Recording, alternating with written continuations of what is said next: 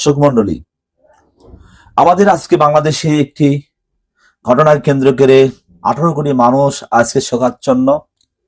আমরা সেই আমাদের বীর একজন সন্তান, এদেশ কীর্তিমান সন্তান শরীফ ওসমান হাদির জীবনী নিয়ে আপনাদের সঙ্গে আলোচনা করব।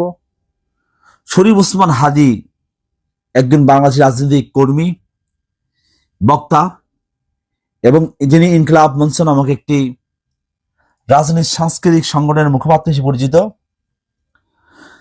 বিশেষ করে জুলাই বিপ্লবের পর তিনি আলোচিত হন। তিনি আওয়ামী লীগের ছাত্র সংগঠনের হামলাকারীদের গুলিতে গুরুতর আহত হন এবং 2025 সালের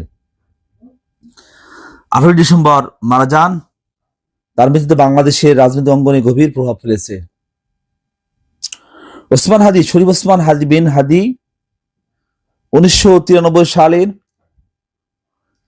30 জুন নলছিটি ঝালকাঠি জেলা তিনি জন্মগ্রহণ করেন এবং তার মৃত্যু হলো গতকাল 18 ডিসেম্বর 2025 ইং সিঙ্গাপুর জেনারেল হাসপাতাল, সিঙ্গাপুরে। প্রিয় ভাই, ওসমান হাদি একটি বিপ্লবের নাম। ওসমান হাদি এদেশের সার্বভৌমত্ব অখণ্ড, এদেশের আপামর জনসাধারণের স্বাধীনতার জন্য সে একটি ব্র্যান্ড।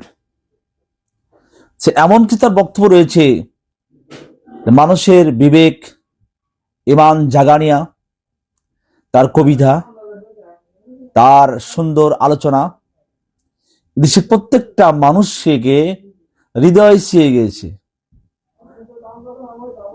তার বিপ্লবী চিন্তা চেতনা আমাদের যুগ যুগ ধরে আমাদের আলোচিত করবে।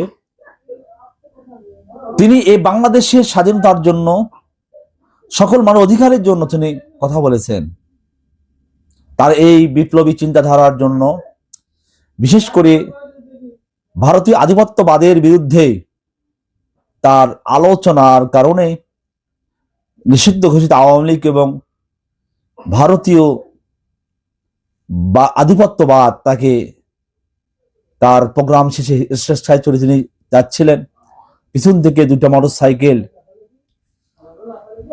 মুসলমান নামে একজন কুলাঙ্গার তিনি পিছন থেকে গুলি করে তাকে হত্যা করা হয়। এই হত্যা কোনো সুস্থ বিবেকমান মানুষ মেনে নিতে পারে না।